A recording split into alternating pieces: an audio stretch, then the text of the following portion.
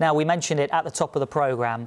Our attention is on a huge game this weekend. Liverpool against Manchester United, live on Sky Sports this Super Sunday. Former Liverpool midfielder Dietmar Hamann joins us live here on Good Morning Transfers. Dietmar, good to see you. Thanks very much for your time this morning. We've been discussing this on the show throughout the whole of this transfer window, and that's Liverpool's need for a centre-back, given their injury situation. Jurgen Klopp has always said it's going to be unlikely they bring someone in. Do you think they should be looking to bring in a centre-back in this window? Well, if there's an opportunity to bring somebody in who can improve the team straight away, then it may make sense. But it's very hard in January to get players who will improve the last year's champions and the Champions League winners from 2 years ago. So, you know, if you can't find anybody, I wouldn't bring anybody in for the sake of, because I don't think that they can't win the league. The question should be, how much does it improve their chances of winning the league if they do bring somebody in? And if you feel there isn't somebody out there who will improve the team, then I think they shouldn't. Just to touch on that point then, Jamie Carragher said Liverpool won't retain the title if they don't sign a centre-back. Is signing a centre-back the difference between winning the title and not? Well, it can, depending on who you could potentially get. But if you look at Liverpool's league position, I think they're well in the mix.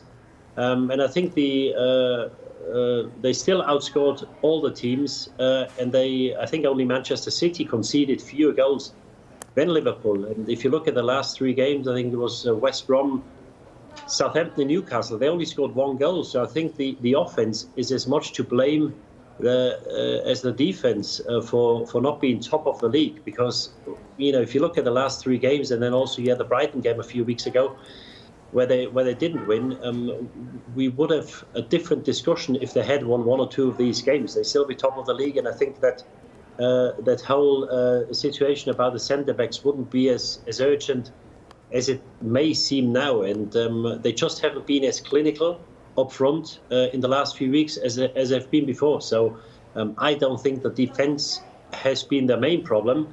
Having said that, with Fabinho playing at the back, I think he's missing in midfield, and they don't dominate teams as they used to.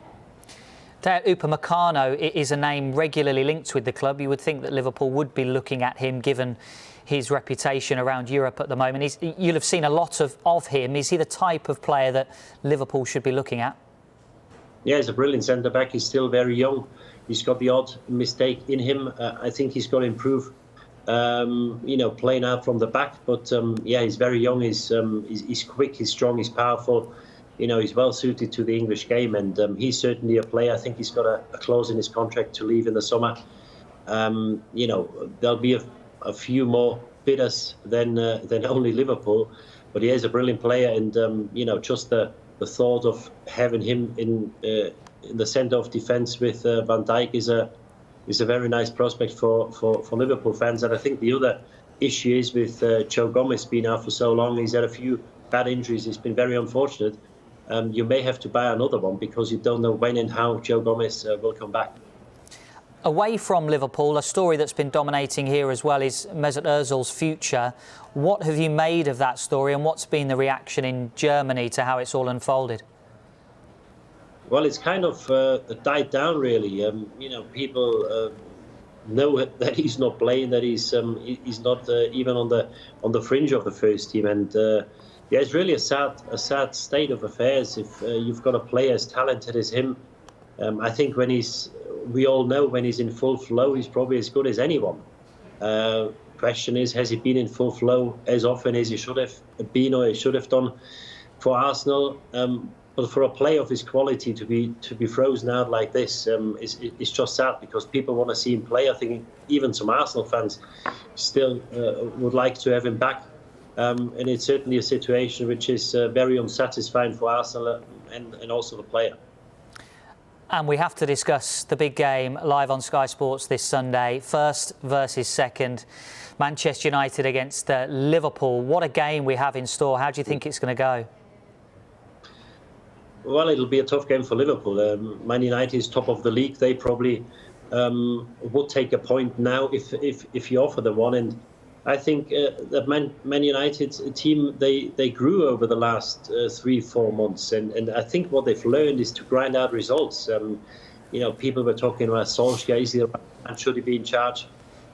They win games without playing well, which is a sign of a championship winning team. So I think it'll be a very tough game for Liverpool. They might be favourites. I don't think they're strong favourites. They've got a very good home record, but Manchester United's confidence will be sky high.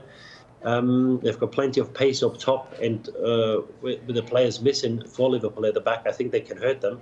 But I think the key for Liverpool will be to be more clinical up top. They had plenty of chances in the last few games. As I said, they only scored 1 goal in the last 3 games.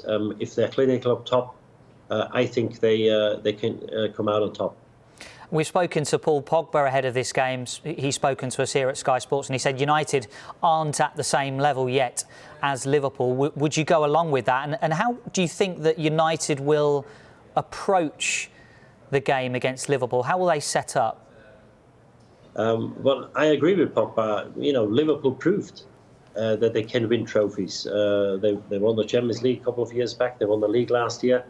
And the year before, they finished on 97 points and were just, I think, 1 point short to Manchester City. So it's a team that proved they can win titles. United has still to prove that they can win titles. I think if you go to Anfield, even without fans, they're on a good run. They're the top of the league. They're probably in the best form of all the teams at the top at the moment. I think you've got to go there with confidence. I think just sitting back is not the way to get something out of the game at Anfield. I think you've got to be proactive. You need to try to hurt them. You need to ask that Liverpool defence questions.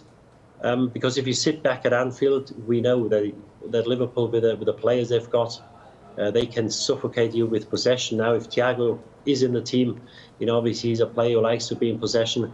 You need to try and play and be proactive and try to create chances for yourself, and just sitting back, especially with the confidence being so high, I don't think is the way forward for Manchester United to get a result at Anfield. Well, Dietmar, thank you very much for your time this morning. Enjoy the game this weekend. And cheers, guys. Pleasure. Bye-bye.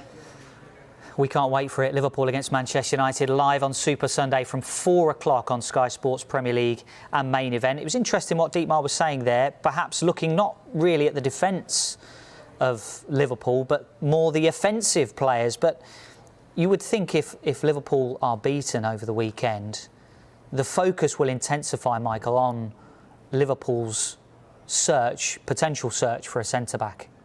Yeah, I mean, Jurgen Klopp's stance all along, though, is that it's unlikely they'll enter the transfer market. The long-term targets look to be for the summer, and Jurgen Klopp doesn't seem interested in a short-term solution. I mean, I remember in the first few months, was it Jurgen Klopp's tenure, they signed Steven Caulker on a loan deal from Queen's Park Rangers.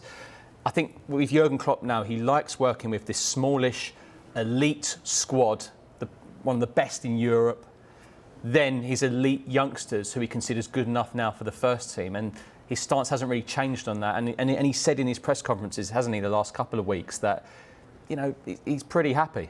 I mean, a lot of people have obviously been pointing towards Liverpool's defensive record this season. The fact of the matter is they've conceded in the Premier League fewer goals than Manchester United, just as many goals as Leicester and Everton. So it's not as bad as maybe some are suggesting. Yes, they lost against Southampton recently with Jordan Henderson and Fabinho playing centre-back, but that goal came from a mistake, from a set piece. It wasn't necessarily the centre-halves that potentially let them down. Interesting to say what, like you're saying, that Dietmar was saying there about going forward. It's what Liverpool lose by playing both Fabinho and Henderson out of position and not having them in the midfield. They can't dictate the tempo as well. So that perhaps that's where they're missing. So it's, like you said, Dave, if Liverpool do lose on Sunday, we'll be talking about this again on Monday.